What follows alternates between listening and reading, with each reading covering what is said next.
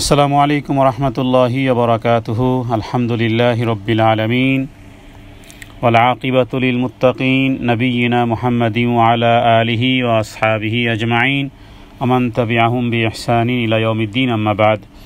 শব্দে শব্দে দর্সে কোরআনের আজ আমরা চতুর্দশ পর্বে উপনীত হয়েছি। আজ ইনশাআল্লাহ আমরা জানব সূরাতুল কাউসার সম্পর্কে। এটি 14তম পর্ব শব্দে শব্দে কোরআনের। আল্লাহ তাআলা আমাদেরকে কোরআনুল কারীমের নূর দ্বারা মুনাওয়ার করে দিক। কোরআনুল কারীমের হুকুম রাসূলুল্লাহ সাল্লাল্লাহু আলাইহি ওয়াসাল্লাম যার উপরে কোরআন অবতীর্ণ হয়েছে, তিনি যেই ব্যাখ্যা বিশ্লেষণ করেছেন, সেই আলোকে হাদিস থেকে সেই স্বর্ণালী উপদেশসমূহ আমরা এই কোরআনুল কারীমের শব্দে শব্দে কোরআনের সাথে সাথে আমরা জানার চেষ্টা করব ইনশাআল্লাহ বিইذনিল্লাহ। ওমা তাওফীকি ইল্লা বিল্লাহ। কোরআনুল কারীমের সূরাতুল এই কাউসার, এটি একটি ছোট্ট একটি সূরা, মাত্র 3টি আয়াত রয়েছে, কিন্তু কোরআনুল কারীমের এই ছোট্ট সূরাটি রাসূলুল্লাহ সাল্লাল্লাহু আলাইহি ওয়াসাল্লামের উপরে মক্কার জীবদ্দশায় তার উপরে কোরআনুল কারীমের এই সূরাটি অবতীর্ণ হয়েছে। যদিও কিছু কিছু আয়াতকে পুনরায় মদিনাতেও রাসূলুল্লাহ সাল্লাল্লাহু আলাইহি ওয়াসাল্লামের উপর তিনি তেলাওয়াত করেছেন পূর্ণ সূরাটি, এবং এ বিষয়ে হাদিস বেত্তাগণ তারা কেউ কেউ এই সূরাটি নাজিল হওয়ার বিষয়ে ভিন্ন মত পোষণ করেছে, মানে মক্কা কিংবা মদিনায়। যাই হোক, মোটামুটি আমরা এই সূরাটির বিষয়ে যেটি প্রণিধানযোগ্য যে বিষয়টি, সেটি যে নবুয়তের প্রথম যুগে, তার মানে মক্কার জীবদ্দশায় মুহাম্মদুর রাসূলুল্লাহ সাল্লাল্লাহু আলাইহি ওয়াসাল্লামের উপরে সবচেয়ে কঠিন সংকটের সময় তিনি যখন সমগ্র জাতি তার সাথে শত্রুতা করার জন্য উঠে পড়ে লেগেছিল, বাধার বিরাট পাহাড়গুলো তার পথে মাথা উঁচু করে দাঁড়িয়েছিল, চতুর্দিক থেকে প্রবল বিরোধিতা শুরু হয়েছিল, সামান্য কিছু ব্যক্তিবর্গ যারা তার সাথে ছিল, কিন্তু কোথাও সাফল্যের কোনো আলামত দেখা যাচ্ছিল না। তখন আল্লাহ তাআলা তাকে সান্ত্বনা দেওয়ার নিমিত্তে তার মনে সাহস সঞ্চারের জন্য আল্লাহ সুবহানাহু ওয়া তাআলা তিনি বহু আয়াতি নাজিল করেছেন। এর মধ্যে সূরা দোহার মধ্যেও একটি আয়াত আছে যে, হে নবী, ওয়ালাল আখিরাতু খায়রুল লাকা মিনাল উলা, তার মানে হে নবী, আপনার পরকাল আপনার জন্য যা উত্তম হবে এবং আল্লাহ তাআলা আপনাকে খুব বেশি সন্তুষ্ট করবেন। ওয়ালা সাওফা ইউতিকা রব্বুকা ফাতারদা, যে এমনভাবে আল্লাহ আপনাকে দিবেন যে আপনি সন্তুষ্ট হয়ে যাবেন। তো আল্লাহ তাআলা আরও বহু জায়গাতে রাসূলুল্লাহ সাল্লাল্লাহু আলাইহি ওয়াসাল্লামকে সান্ত্বনা দিয়েছেন এভাবে যে, ওয়ারাফা'না লাকা যিকরাক, হে নবী, আমি আপনার আওয়াজকে বুলন্দ করব। অর্থাৎ সারা দেশের শত্রু তোমার যতই দুর্নাম করুক না কেন, এর বিরুদ্ধে তোমার নাম উজ্জ্বল হবে, তোমার সুখ্যাতি ইত্যাদি বলবৎ থাকবে। রাসূলুল্লাহ সাল্লাল্লাহু আলাইহি ওয়াসাল্লামকে এভাবে বলা হয়েছে। সূরা কাউসারের মধ্যে আল কাউসার যে শব্দটি, এটি এই শব্দের ব্যাখ্যা, মানে কাউসার শব্দের ব্যাখ্যা পৃথিবীর কোনো ভাষাতেই দেয়া সম্ভবপর নয়। মানে কাউসার শব্দটি যেভাবে ব্যবহৃত হয়েছে এখানে, সেটি আমাদের বাংলা ভাষায় তো দূরের কথা, পৃথিবীর সমস্ত ভাষা মিলেও এর অর্থ প্রকাশ করা সম্ভবপর নয়। কারণ কাউসার মূলত আসলে ওই সময়কালে রাসূলুল্লাহ সাল্লাল্লাহু আলাইহি ওয়াসাল্লামের উপরে যেই সমস্যাগুলো ছিল, সেই অবস্থার প্রেক্ষাপটে কাউসার দ্বারা বহু কিছুকে শামিল করেছে। এটি কাসরাত, এক অর্থ হয় কাসরাত। কাসরাত মানে হলো বিপুল, অত্যাধিক পরিমাণ বোঝানোর জন্য, সীমাহীন আধিক্যতা বোঝানোর জন্য। কিন্তু ওই অবস্থায় যেই পরিবেশে এই শব্দটি ব্যবহার করা হয়েছিল নবীজির উপরে, সেক্ষেত্রে শুধুমাত্র আধিক্যতাই বোঝানো ছিল না, বরং যাবতীয় কল্যাণ, যাবতীয় নিয়ামতের আধিক্য, যাবতীয় প্রাচুর্যতার বিষয়ে তার মানে কল্যাণ, নিয়ামত, অসংখ্য অগণিত ইত্যাদি বিষয়গুলো এর মধ্যে শামিল ছিল। এ হলো কাউসার। আচ্ছা, রাসূলুল্লাহ সাল্লাল্লাহু আলাইহি ওয়াসাল্লামকে কাউসারের কয়েকটি অর্থ হয়। কাউসারের অর্থ এটাও একটা যে এটা একটা জান্নাতের নহর, জান্নাতের একটা প্রসবন, যা নাকি রাসূলুল্লাহ সাল্লাল্লাহু আলাইহি ওয়াসাল্লামকে মেরাজ রজনীতে দেখানো হয়েছিল। মেরাজে রাসূলুল্লাহ সাল্লাল্লাহু আলাইহি ওয়াসাল্লামকে জান্নাতের বড় বড় নিদর্শনসমূহ নবীকে দেখানো হয়েছিল। তাহলে এই সূরাটি আমরা মোটামুটি এই বিষয়টি জানলাম যে কঠিন থেকে কঠিন সংকীর্ণতার সময়কালে রাসূলুল্লাহ সাল্লাল্লাহু আলাইহি সাল্লামকে সামনের দিনগুলোতে যে প্রশস্ততা আসবে সে বিষয়টিও তাকে সুসংবাদ দেওয়া হয়েছে যে নিশ্চয়ই এই দুঃখের দিন শেষ হয়ে যাবে এবং সাফল্যের সময়কাল শুরু হবে। আমরা কোরআনুল কারীমের এই সূরাটি পাঠ করি শব্দে শব্দের, এরপরে আমরা এর সাথে সামঞ্জস্য হাদিসের সাথে যে সমস্ত রিলেটিভ যে বিষয়গুলো, যে কথাগুলো আছে হাদিসে, সেখান থেকে আমরা কিছু হাদিস এবং তাফসীর কারকদের কিছু কথা আমরা ইনশাআল্লাহ 1 ঘন্টার মধ্যে বিষয়টি জানব।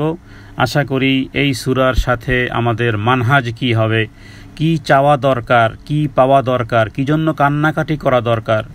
সুবহানাল্লাহ, সুবহানাল্লাহ।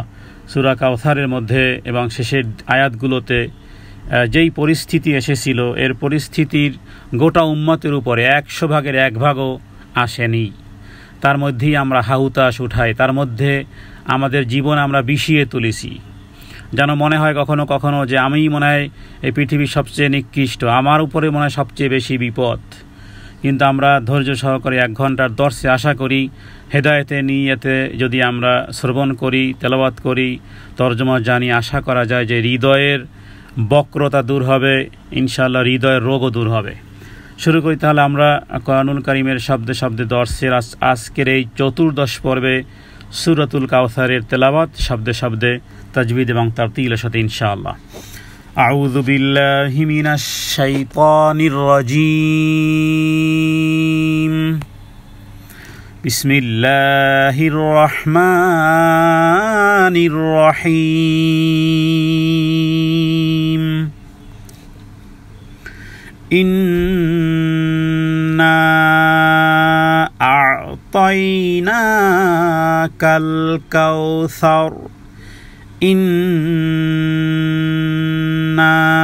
ইন্না ওয়াজিব গুন্না, নুনের উপরে মিমের উপরে কখনো তাসদিদ থাকলে ওয়াজিব গুন্না, এখানে তাহলে গুন্না পেলাম এবং টানও দিতে হবে 3 আলিফ।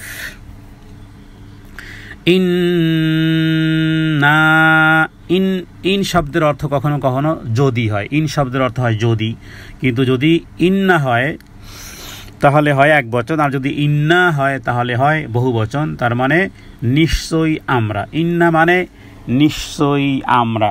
এখানে আল্লাহ তাআলা বহু বচন ব্যবহার করেছেন, এটা রয়্যাল প্লুরাল টেন্স। এর দ্বারা আল্লাহ তাআলার আজমত, আল্লাহ তাআলার জালালিয়াত, আল্লাহ তাআলার কিবরিয়াতের বহিঃপ্রকাশ। এর মানে একাধিক আল্লাহর কথা বলা হয়নি, বরং এক, যিনি এক এবং একক, যার কোনো দ্বিতীয় নেই, সেই আল্লাহ তাআলা এখানে বহু বচন ব্যবহার করেছেন। এটা জামে', যা অর্থকে জামে' মানে করার জন্য ব্যবহার করা হয়, অর্থকে জামে' মানে করার জন্য ব্যবহার করা হয়।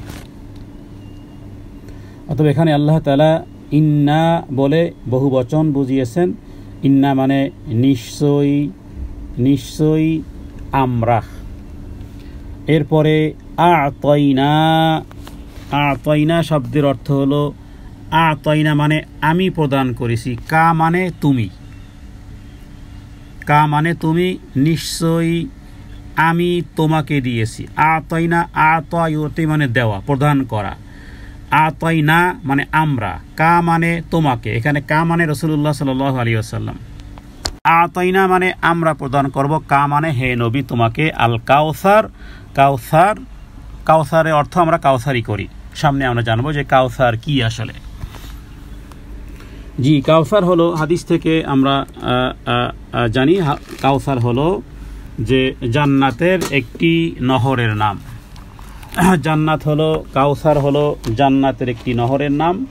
আল্লাহ তাআলা রাসূলুল্লাহ সাল্লাল্লাহু আলাইহি ওয়াসাল্লামকে এর পানি তিনি সর্বপ্রথম পান করবেন এবং এরপরে রাসূলুল্লাহ সাল্লাল্লাহু আলাইহি ওয়াসাল্লাম তার উম্মতদেরকে পান করাবেন।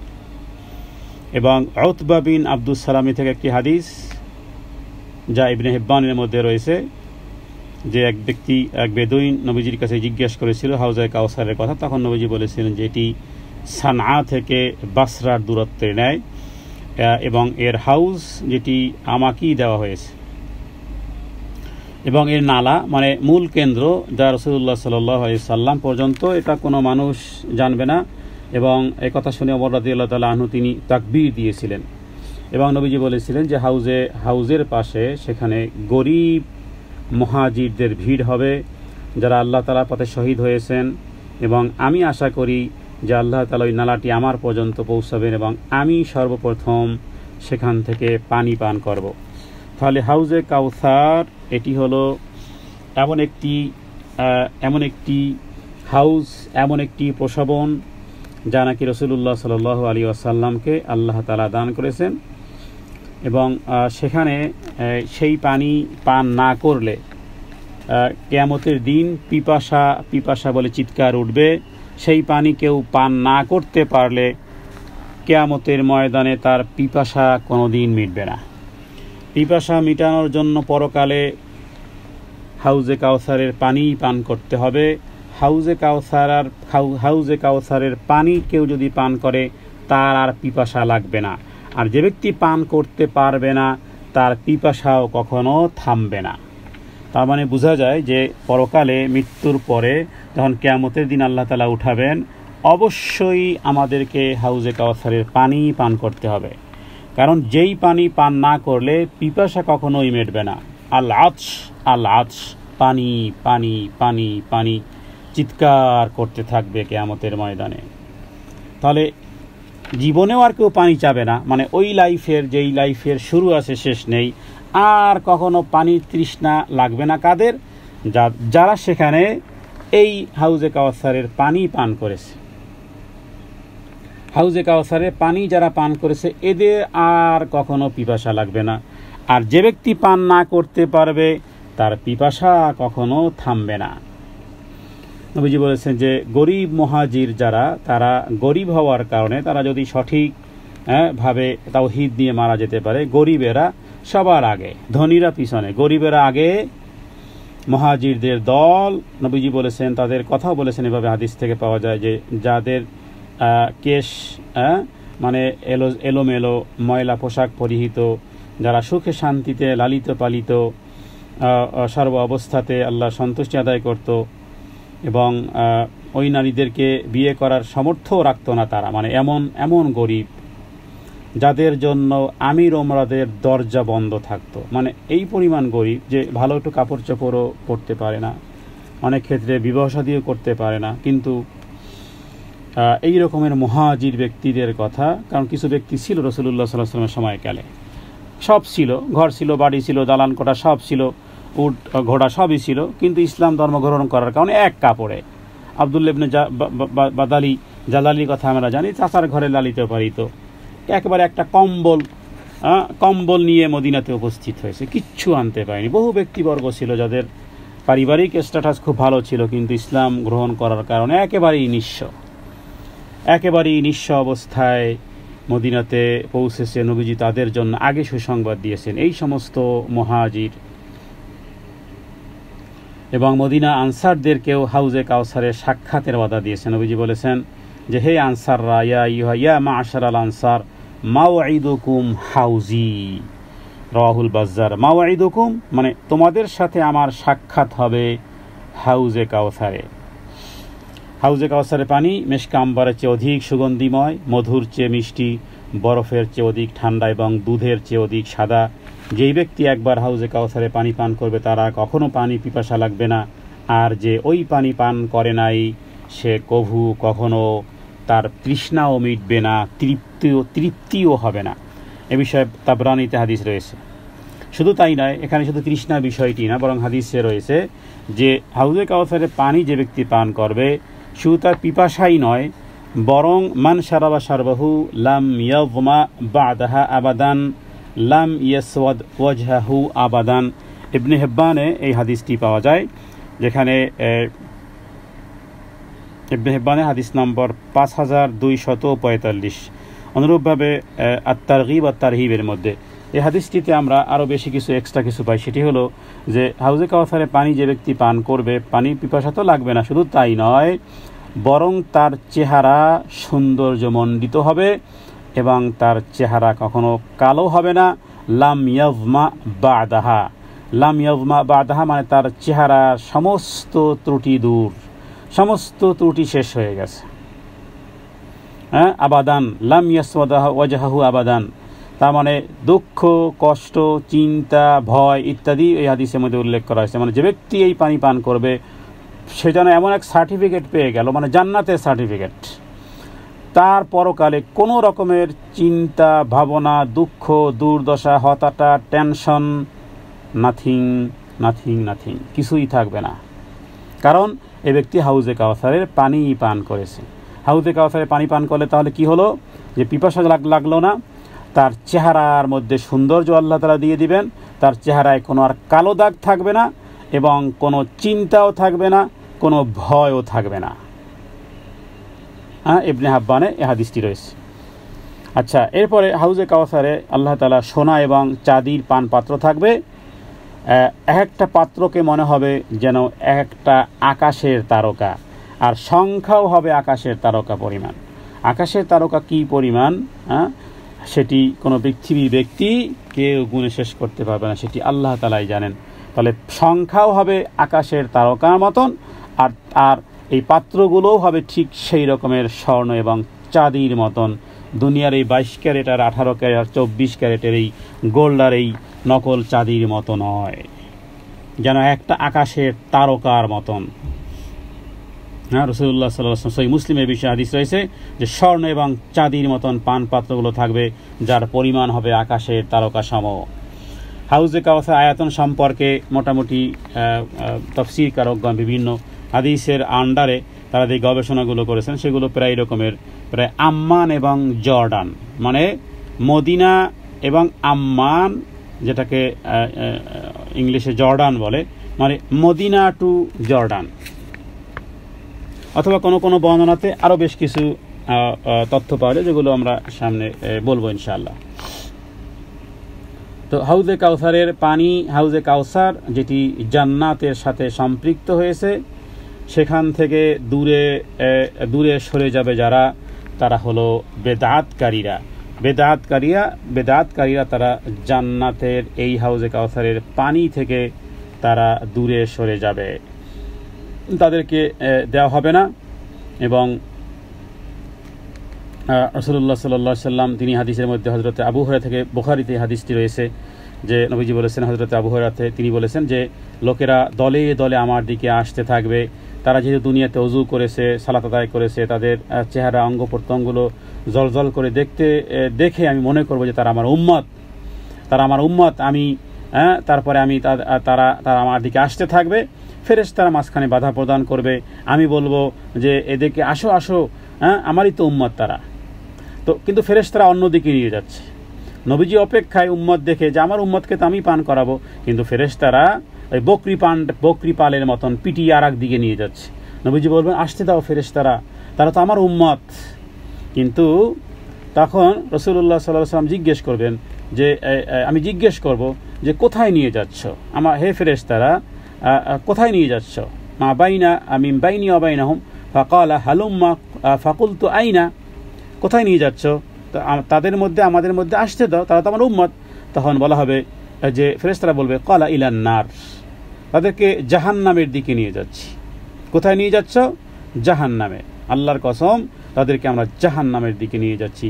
তখন নবীজি বলবেন আমি জিজ্ঞেস করব তাদের অন্যায়টা কি অন্যায়ের কারণে? অমা শাআনুহুম ক্বালা আন্নাহুম আরতাদু আলা আদবারিহিমিল কাহকারি সুম্মা ইযা জামরাতিল উখরা হাত্তা ইযা আররাফাতাহুম খারাজা রাজুলুন মিন বাইনি ওয়া বাইনাহুম ফাকাল হালুম্মা কুলতা আইনা ইলা আখির। তো এরপরে যখন তাদের বলা হবে যে তাদের অন্যায়টা কি, তখন ফেরেশতারা বলবে যে এরা ইসলামের যেই মূল যে ট্রাক ছিল, মূল যে ওয়েটা ছিল, সেই ওয়ে থেকে এরা পিছনে ফিরে গিয়েছিল, মানে অন্য রাস্তায় চলে গিয়েছিল। অন্য রাস্তায় চলে গিয়েছিল। আচ্ছা, এরপরে নবীজি বলেন যে আরেকটা দল আসবে, তাদেরকে আমি চিনতে পারবো, তারাও আমার উম্মত। ইতিমধ্যে আমার এবং তাদের মধ্যে ফেরেশতারা এসে তাদেরকে আমি ডাকবো, কিন্তু তাদেরকেও ফেরেশতারা বলবে আমরা এদেরকে জাহান্নামের দিকে নিয়ে যাচ্ছি, আল্লাহর কসম তাদেরকে জাহান্নামের দিকে নিয়ে যাচ্ছি। তখন আমি আবার তাদেরকে জিজ্ঞেস করব যে কেন তাদেরকে? তখন তাকে বলা হবে, নবীকে বলা হবে যে আপনার মৃত্যুর পর এরা পিছনে ফিরে গিয়েছিল, তার মানে এরা ইসলাম ধর্ম ত্যাগ করেছিল। এরপরে নবীজি বলেছেন আমি মনে করি এরা লাওয়ারিশ উঠে নেয়, তাদের কেউ জাহান্নাম থেকে মুক্তি পাবে না। লাওয়ারিশ বলে, যেমন লাওয়ারিশ ছেলে মানে কি, বাবাও নেই মাও নেই, বাবা জন্মের ঠিক নেই, এদেরকে আমরা বাংলাতে বলি না লাওয়ারিশ। এ হাদিসে এইভাবে বলা হয়েছে যে আমি জানি না এদেরকে জাহান্নামে ঠিক এইভাবে ফেলা হবে। আর আরেকটি হাদিসে, যেটি বুখারীতে, ইমাম বুখারী আরেকটি হাদিসে এনেছেন যে হাউজে কাউসারে পানি পান করতে থেকে বঞ্চিত হবে বেদাতিরা, ধর্ম কর্ম পালন করে কিন্তু কোনো অথেন্টিকতা নেই, সূত্র নেই, বাস সূত্র হলো মকসুদুল মুমিনিন। আমি এই কথাগুলো প্রত্যেক দর্শে গুরুত্বের সাথে আমি আরোপ করে বলি যে আমরা মাশাআল্লাহ বোনেরা অনেক ধার্মিক মাশাআল্লাহ বোনেরা, কিন্তু আল্লাহ মাফ করুক এমন আমল যদি হয়ে যায় তাহলে বুখারীর হাদিস, নবীজি বলেছেন যে হাউজে কাউসারের নিকট আমি আগে পৌঁছে যাব, তোমাদের মধ্যে কিছু লোক আমার কাছে আসবে আর আমার কাছ থেকে তাদেরকে দূরে সরিয়ে নেওয়া হবে, তখন আমি সরাসরি রবকে বলবো। এবার আগেরটা কিন্তু ছিল ফেরেশতাদের সাথে কথোপকথন। এবার এই ইমাম বুখারী আরেকটি হাদিস এনেছেন যেটা আব্দুল্লাহ থেকে, যে আল্লাহ তাআলার কাছে আমি বলবো, মানে নবীজি বলতেছেন বলবো ইয়া রব্বি আসহাবি, হে আমার প্রভু এরা আমার সাথী, এরা তো আমারই উম্মত। আগের কথোপকথন ছিল ফেরেশতাদের সাথে, যে ফেরেশতারা কোথায় নিয়ে যাচ্ছ, কেন নিয়ে যাচ্ছ। আর এখানে ইমাম বুখারী এই হাদিস এনেছেন, এখানে ফাকুলু ইয়া রব্বি আসহাবি, হে আমার প্রভু এরা তো আমারই উম্মত, এরা তো আমারই সাথী। ফায়ুকল রবের পক্ষ থেকে বলা হবে, আমার প্রভু, হে আমার প্রভু এরা তো আমার উম্মত। উত্তরে আমাকে আল্লাহর পক্ষ থেকে বলা হবে ফায়ুকল, হে মুহাম্মদ, ফায়ুকল ইন্নাকা লা তাদরি, হে মুহাম্মদ তুমি জানো না, লা তাদরি তুমি জানো না, মা আহদাসু বাদাকা, যে তারা তোমার পরে কি কি ধর্মের নামে বেদাত আবিষ্কার করেছিল। হাদিসটা কোথায় পাওয়া যাবে? বুখারীতে। উত্তরটা কার? আল্লাহ তাআলার। প্রশ্নকারীকে রাসূলুল্লাহ। এখানে কিন্তু ফেরেশতার কোনো কথোপকথন নাই। এই মা আহদাসু থেকে ইন্নাকা লা তাদরি থেকে মুহাদ্দিসগণ হাজার মাসআলা বের করেছেন। মানে হে নবী তুমি জানতে না, তার মানে বেদাতীরা মনে করে যে নবীজি সব দেখে, আমাদের প্রোগ্রামে এসে উপস্থিত হয়, চেয়ার পর্যন্ত কোথাও রাখে, কোথাও এরপরে বসে আছে, দাঁড়িয়ে গেল, ইয়া নবী সালাম আলাইকাত। ব্যাপার কি? কেন দাঁড়ালে? কেন? নবীজি এসে উপস্থিত হয়েছে। নবীকে হাজির নাজির যারা জানো, মনে রাখো, নবীকে যারা হাজির নাজির জানো, জান্নাতে এই হাউজে কাউসারের ধারে কাছেও পৌঁছতে পারবে না। দলিল সহিহ বুখারী, লা তাদরি মানে হে নবী আপনি জানতেন না, কারণ নবীজি এখন আলমী বারজাখে। হ্যাঁ, নবীজির কাছে দুরূদ পৌঁছানো হয়। কোরআনুল কারীমের তাফসীরে শব্দে কোরআনের মাধ্যমে আকীদা যেন বিশুদ্ধ হয়। কোরআনুল কারীম আপনারা পড়তে পারবেন যে কোনো জায়গা থেকে, এখান থেকেও পড়বেন, শিখবেন এবং কোরআনে দর্শের মানহাজ কি দাবি করে, আমি এই বিষয়ে বেশি গুরুত্ব আরোপ করি। কারণ আপনি সারা কোরআনুল কারীম সারা জীবন একেবারে 60 বছর পর্যন্ত পড়তে বৃদ্ধ হয়ে গেছেন, কোরআন পড়তে মানহাজ এখনো ঠিক হয়নি, তাহলে এই সমস্ত সমস্যার মধ্যে আপনি কিয়ামতের দিন পড়বেন। এখানে এই হাদিস থেকে বলা হচ্ছে ইন্নাকা লা তাদরি, তুমি জানো না, তার মানে মুহাম্মদ সাল্লাল্লাহু আলাইহি সাল্লামকে আল্লাহ তাআলা দুরূদ পৌঁছান, যে অমুক ব্যক্তি, অমুকের ছেলে, অমুকের মেয়ে দুরূদ পড়ছে, এটা পৌঁছান, কিন্তু অন্যান্য কোনো বিষয় নবীজি জানেন না, আল্লাহ তাআলা তাকে জানাননি, কারণ এই হাদিসে বলা হয়েছে তুমি জানতে না। তার মানে আপনি যে বেদাত করেন নবীজি এটা জানেন না, কিয়ামতের দিন ধরা পড়বেন। নবীজিও আপনাকে মনে করবে আহলান ওয়া সাহলান, আসো, আল্লাহর পক্ষ থেকে দূরে সরিয়ে দেওয়া হবে। নবীকে বলা হবে আর তাদেরকে ডাকবেন না, মা আহদাসু বাদাকা, আপনি জানেন না, হে নবী তুমি জানো না তারা তোমার পর কি বেদাত করেছিল। তাহলে এবার সেখানে যাতে করে ধরা না খাই আমরা, এই কারণে আমরা এই বিষয়ে সতর্ক হব, বেদাত করা যাবে না, আমলের নামে বেদাত করা যাবে না। আরেকটি হাদিস বলে আমরা বাকি সামনের দিকে অগ্রসর হব, যে কিয়ামতের দিন মিথ্যুক এবং জালেম শাসকদের সহযোগিতা যারা করবে, তারা হাউজে কাউসারের পানি পান থেকে বঞ্চিত হবে। আমি কারা কারা বঞ্চিত হবে হাউজে কাউসারের পানি পান থেকে সে বিষয়ে হাদিসগুলো থেকে বললাম। এটি ইমাম তাবরানি এবং ইবনে হিব্বান তিনি হাদিস টেনেছেন যে জালেমের শাসকের কেউ যদি সহযোগী হয়, জালেম জুলুমানা চাকরির ভয়ে আপনি তার চাকরি করতেছেন, তার মানে আপনি একজন জালেমের সহযোগী। জালেম সরকার দেশ জুলুমানাভাবে শাসন করতেছে, তার চাকরি বাকরি আপনি করতেছেন, কারণ তার প্রজা, আমরাও প্রজা, কিন্তু আমরা তার অন্যায় কাজের সহযোগী নয়। কিন্তু আপনি সহযোগী, আপনি সরকারি, তার মানে সহযোগী। এই সহযোগী ভিন্ন ভিন্ন হতে পারে। এই সহযোগিতা এটা বলা যাবে না যে তাহলে প্রাইমারি স্কুলে যারা চাকরি করে তারাও তো সরকারি চাকরি করে না। এখানে সহযোগী অর্থ এটাও হতে পারে যে একেবারে উপর লেভেলের, একেবারে মন্ত্রী পরিষদে অথবা জালেম শাসককে যারা কান পরামর্শ দেয়, তার মিথ্যাকে মিথ্যা গ্রহণ করে, তার জুলুমের ব্যাপারে সহযোগিতা করে, তাদের বিষয়ে রাসূলুল্লাহ সাল্লাল্লাহু আলাইহি ওয়াসাল্লাম বলেছেন যে হাউজে কাউসার নিকট আসতে পারবে না। বাকির অর্থ ব্যাপক হতে পারে, সেটা আল্লাহই ভালো জানেন। আমরা শুধু হাদিস থেকে এতটুকু পেয়েছি যে মিথ্যুক এবং জালেম শাসকদের সহযোগিতাকারীরাও হাউজে কাউসারের পানি পান থেকে বঞ্চিত হবে। অতএব অত্যন্ত জরুরি সেখানে এই পানি পান করা। তাহলে আমরা প্রথম আয়াতটি আবারও তেলাওয়াত করি। ইন্না আ'তাইনাকাল কাউসার। ইন্না মানে নিশ্চয়ই আমরা, আ'তাইনাকা এখানে বহুবচন কেন? এখানে জামে মানে অর্থ আনার জন্য, যে নিশ্চয়ই আমরা আপনাকে হে নবী প্রদান করেছি কাউসার। কাউসার অর্থ কাউসারি করলাম। এরপরে ফাসাল্লি লিরাব্বিকা ওয়ানহার। ফাসাল্লি মানে সুতরাং তুমি সালাত আদায় করো, আগে সালাত, এরপরে লিরব্বিকা তোমার রবের উদ্দেশ্যে, ওয়ানহার ও মানে এবং, নাহার মানে কোরবানি। নাহার মানে কোরবানি। আসলে আমরা যেই গরু ছাগল যে জবেহ করি এটাকে বলা হয় জবেহ, কিন্তু উটকে জবেহ করা আপনারা অনলাইনে বা ইউটিউবে দেখলে দেখবেন যে উট কিভাবে জবেহ করে। দেখবেন যে উট দাঁড়িয়ে আছে, এখানে গিরিবা দেশে এক ধরনের ছুরিকাঘাত করে, খুব ধারালো ছুরি দিয়ে, এরপরে রক্তগুলো দরদর দরদর করে পড়তে থাকে। এটাকে বলা হয় নাহার, প্রবাহিত করা। তো এটাকে মানে যেহেতু সর্বোচ্চ যেহেতু উটের কথা আল্লাহ তাআলা কোরআন কারিমে বহু উপমা এনেছেন, বলেছেন তোমরা উটের দিকে তাকিয়ে দেখো, আফালা ইয়ানজুরুনা ইলাল ইবিলি কাইফা খুলিকাত। তোমরা কি তাকিয়ে দেখো না উটের দিকে?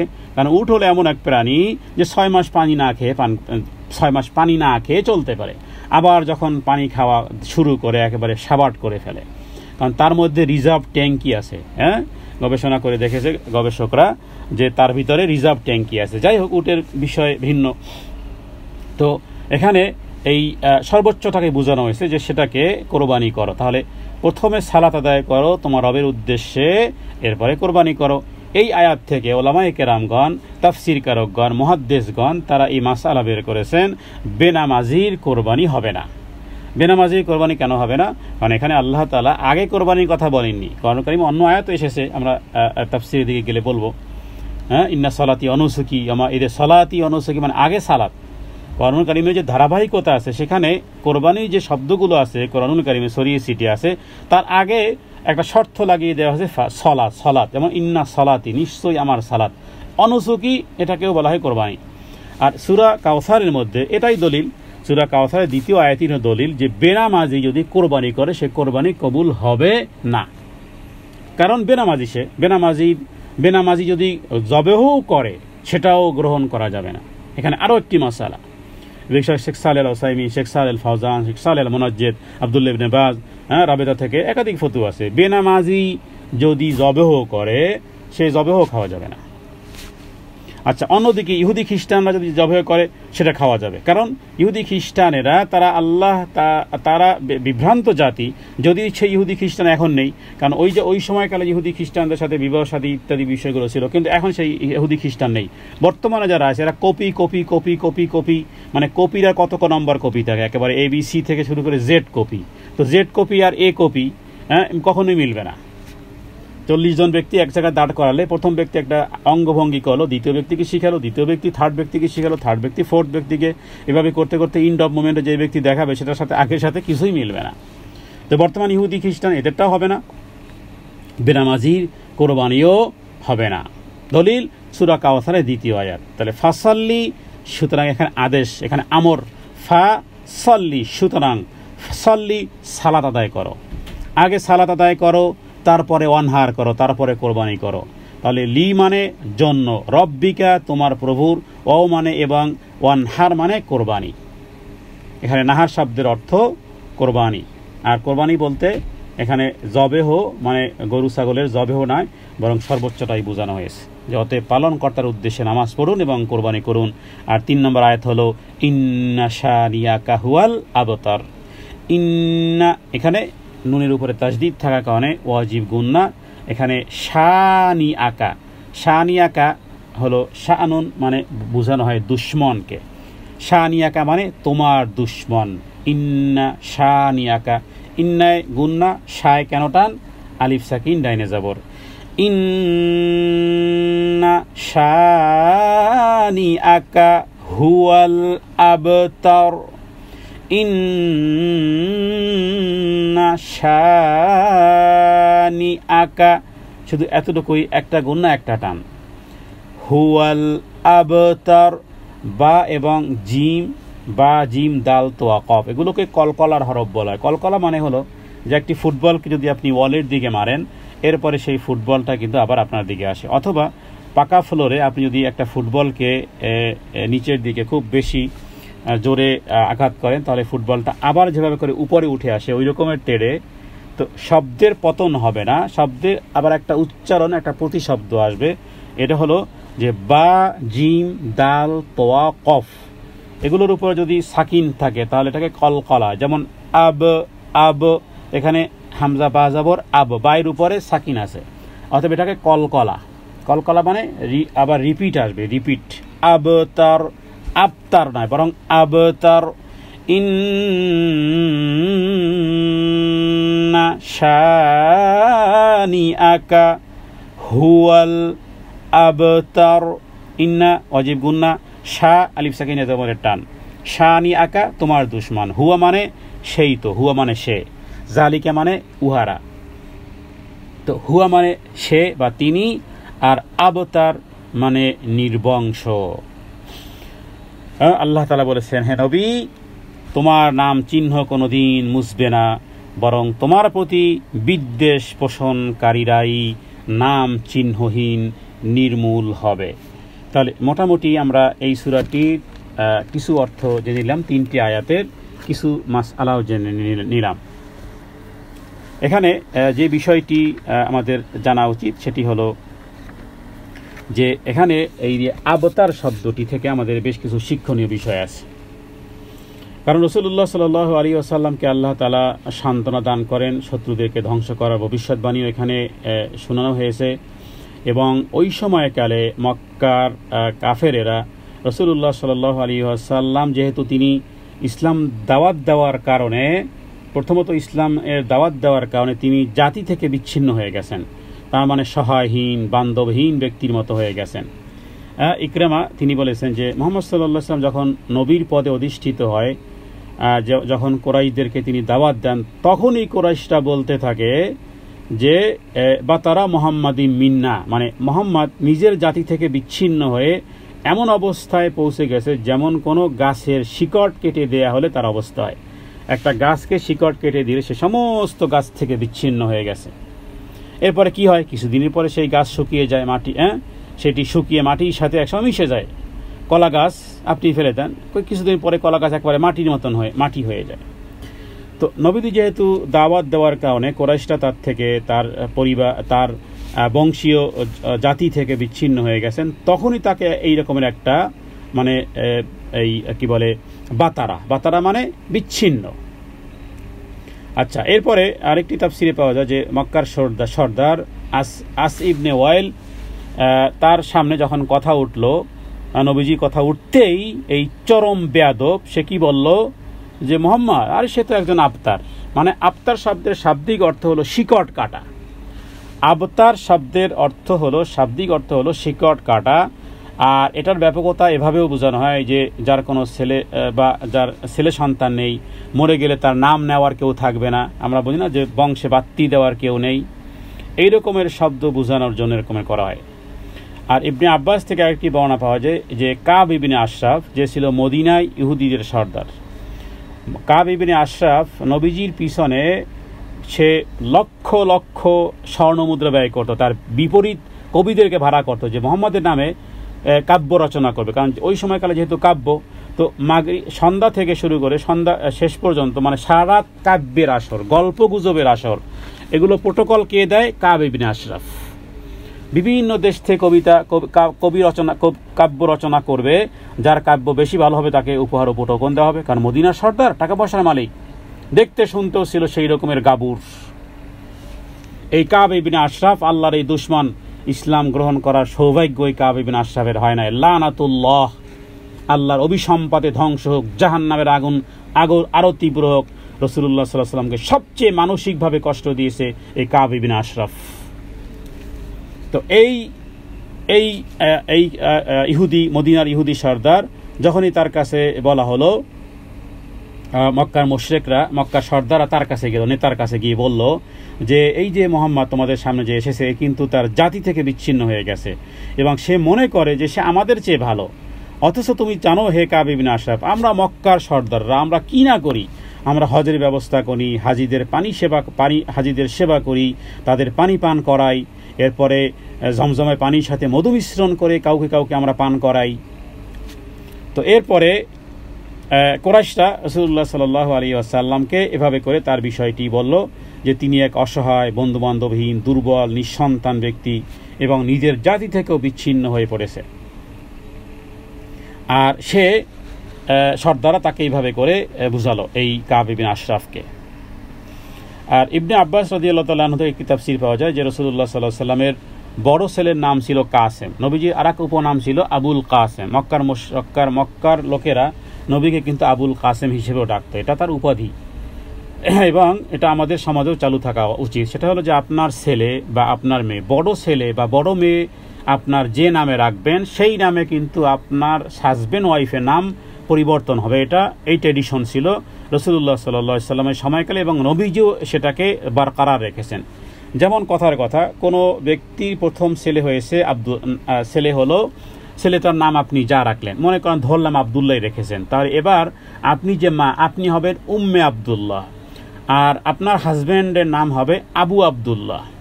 এটা ছেলের উদাহরণটা দিলাম। যদি মেয়ে হয়, যেমন নাকি কথার কথা সুরাইয়া, একটা মেয়ের নাম নিলাম জি, তো সেই ক্ষেত্রে যদি মেয়ে হয় তাহলে ধরলাম মেয়েটার নাম সুরাইয়া। এবার সুরাইয়া আর মায়ের নাম কি হবে? উম্মে সুরাইয়া, আর বাবার নাম হবে আবু সুরাইয়া। তাহলে উম্মে সুরাইয়া এবং আবু সুরাইয়া, আবু সুরাইয়া এবং উম্মে সুরাইয়া। আমি বোঝাতে চাচ্ছি যে সংক্ষিপ্তভাবে বিষয়টি হবে এমন যে আল্লাহ তাআলা কাউকে যদি সন্তান দেন, সন্তান দিলে তাহলে সেই সন্তানের যেই নামটা রাখা হবে, সেই নাম অনুযায়ী তার মায়ের নাম হবে এবং তার বাবার নামও হবে। যদিও এই প্রচলনটি আমাদের দেশে নেই, কিন্তু এই কারণে রাসূলুল্লাহ সাল্লাল্লাহু আলাইহি ওয়াসাল্লামের প্রথম ছেলের নাম ছিল কাসেম, যেহেতু যার কারণে সেই রাসূলুল্লাহ সাল্লাল্লাহু আলাইহি ওয়াসাল্লামের নাম উপাধি হলো আবুল কাসেম। আমি 1 মিনিটের জন্য একটু বিরতি নিচ্ছি।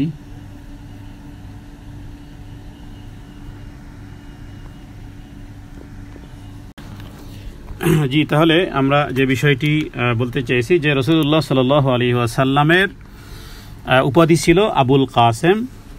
কেন? তিনি কাসেমের পিতা। আবুল কাসেম মানে কাসেমের পিতা। তাহলে নবীজির প্রথম সন্তানের নাম ছিল আবুল কাসেম, বড় ছেলে। আর তার ছোট ছিল হযরতে যায়েনব রাদিয়াল্লাহু তাআলা আনহু, আর তার ছোট ছিল হযরতে আব্দুল্লাহ রাদিয়াল্লাহু তাআলা আনহু। তারপর জন্ম নেয় 3 কন্যা, যেমন উম্মে কুলসুম, হযরতে ফাতেমা এবং হযরতে রুকাইয়া। আর এদের মধ্যে সর্বপ্রথম মারা যান হযরতে কাসেম, মানে কাসেম তার বড় ছেলে প্রথম যখন মারা যায়। এরপরে দেখুন আবার কিছুদিন পরে আবার তার দ্বিতীয় ছেলে রাসূলুল্লাহ সাল্লাল্লাহু আলাইহি সাল্লামের আব্দুল্লাহ, সেও মারা যায়। তাহলে হযরতে খাদিজা রাদিয়াল্লাহু তাআলা আনহার গর্ভ থেকে কিন্তু এই 4 কন্যা এবং 2 ছেলে, মানে নবীজির সন্তানাদি সংখ্যা কত তাহলে? 4 মেয়ে 2 ছেলে। তাহলে এই 2 ছেলে যখন মারা গেল, প্রথম ছেলে বড় ছেলে আব্দুল্লাহ, এরপরে বড় ছেলে কাসেম যখন মারা গেল, এরপরে দেখুন এই আব্দুল্লাহ মারা যায়। এই অবস্থা দেখে আস ইবনে ওয়াইল সে বলেছিল যে তার বংশই খতম হয়ে গেল, কারণ ছেলে সন্তানের মাধ্যমে বংশবৃদ্ধি হবে, ছেলে সন্তান নেই, তো তার বংশই খতম হয়ে গেল এবং সে এখন আবতার, তার মানে তার শিকড় কেটে গেছে। এবং কোনো কোনো বক্তব্যতে এভাবে এসেছে যে মোহাম্মদ হলো এমন একজন যে তার শিকড় কাটা, তার কোনো ছেলে নেই, তার কোনো স্থলাভিষিক্ত হতে পারবে না, সে মরে গেলে দুনিয়া থেকে তার নাম মিটে যাবে, আর তখন তার হাত থেকে আমরা কুরাইশরা নিস্তার পাবো। নাউযুবিল্লাহি মিন যালিক। অনুরূপভাবে যে রাসূলুল্লাহ সাল্লাল্লাহু আলাইহি ওয়াসাল্লামের পুত্র আব্দুল্লাহ মৃত্যুর পরে আবু জেহেলও এই ধরনের কথা সব জায়গায় বলে বেড়াতো। দেখুন পরিস্থিতি একটু খেয়াল করুন যে রাসূলুল্লাহ সাল্লাল্লাহু আলাইহি ওয়াসাল্লামের এইদিকে সন্তান মারা যাচ্ছে, ওদিকে এরা আনন্দ প্রকাশ করতেছে, এবং জানা যায় যে রাসূলুল্লাহ সাল্লাল্লাহু আলাইহি ওয়াসাল্লামের শোকে আনন্দ প্রকাশ করতে গিয়ে উকবা ইবনে আবি মুঈনের কথা আমরা পূর্বে আলোচনা করেছি। আপনাদের শত্রু জানা উচিত, কে বন্ধু, নবীর শত্রু জানাটাও ইমানের দাবি। আমি মনে করি যে বড় বড় শত্রু শুধু আপনারা হয়তো আবু জেহেলের কথাই জানেন, আবু লাহাবের কথাই জানেন, উতবা উতাইবার কথা জানেন, এরাও শত্রু। উকবা ইবনে আবি মুঈন সে নবীজি সেজদারত অবস্থায়, তার বড় দেহ ছিল, তার বড় পা দিয়ে নবীজির গিরবাদেশে সেজদারত অবস্থায় একেবারে চেপে ধরেছিল এবং উটের প্লাজেন্ডা এসে এনে অন্যের মাধ্যমে নবীজি সেজদারত অবস্থায় দিয়েছিল। এই হলো সেই পাপী উকবা ইবনে আবি মুঈন। সে কি করলো? দুঃখিত, যখনই খবর পেল যে রাসূলুল্লাহ সাল্লাল্লাহু আলাইহি ওয়াসাল্লামের প্রথম সন্তান মারা গেছে, দ্বিতীয় সন্তান মারা গেছে, সে কি করলো? আনন্দ প্রকাশ ঘোষণা করলো, আনন্দের বহিঃপ্রকাশ। কারো মৃত্যুতে আনন্দের বহিঃপ্রকাশ, এই ট্রেডিশন আমাদের দেশের লোকদেরও আছে, মনে রাখবেন। দুঃখিত, একজন মানুষ মারা যাচ্ছে, সে রাজনৈতিকভাবে যেই হোক না কেন, কিন্তু কোনো মুমিনের এটা উচিত নয়, যাদের মধ্যে ঈমান আছে, দ্বীন আছে, শিক্ষা আছে, ধর্ম আছে। একজন মানুষ মারা গেছে, তার আনন্দে মিষ্টি খাওয়া, তার আনন্দে হাহুল্লাস করা, আনন্দ ফুর্তি করা। কাফের এই উকবা ইবনে আবি মুঈন নবীর সন্তান যখন মারা গেল, সে আনন্দ ঘোষণা করলো, আনন্দ প্রকাশ করলো সে মক্কাতে। এরপরে রাসূলুল্লাহ সাল্লাল্লাহু আলাইহি ওয়াসাল্লামের দ্বিতীয় পুত্রের ইন্তেকালের পর তার চাচা আবু লাহাব, যার কথা আমরা সূরা লাহাবের মধ্যে উল্লেখ করেছি, তার ঘরটা ছিল রাসূলুল্লাহ সাল্লাল্লাহু আলাইহি ওয়াসাল্লামের ঘরের সাথে লাগানো প্রায়। সে দৌড়ে মুশরিকদের কাছে, এই যে তার দল বাহিনী আছে, তাদের কাছে গিয়ে সুখবর দেয়। কি সুখবর দেয়? বলে বাতিরা মুহাম্মাদুন লাইলা, নাউযুবিল্লাহ, যে রাতে তো মুহাম্মদ সন্তান হারা হয়ে গেছে, রাতে মারা গেছে, তো রাতে তো মুহাম্মদ সন্তান হারা হয়ে গেছে, তার শিকড়টা কেটে গেছে। এই ধরনের চরম হতাশা ব্যঞ্জনা পরিস্থিতির মধ্যে রাসূলুল্লাহ সাল্লাল্লাহু আলাইহি ওয়াসাল্লামের গমগীন অবস্থার উপরে আপনারা জেনেছেন। এই জন্য আমি প্রায় একটা কথা বলি যে জীবনে আর কোনো বাংলা বই বা অন্য কোনো বই তো পড়েন কি না পড়েন, কোরআন তো পড়বেনই, কিন্তু এমনিতে আল্লাহর কালাম ব্যতীত অন্য কোনো কিতাব অন্ততপক্ষে আপনাদের পড়া উচিত। সেটি হলো নবীর জীবনী আপনাদের পড়া উচিত। কোরআন তো আল্লাহর কালাম, কিন্তু মানবের যেই বইয়ের মধ্যে সবার উপরে আপনাদের রাখা উচিত রাসূলুল্লাহ সাল্লাল্লাহু আলাইহি ওয়াসাল্লামের সিরাত।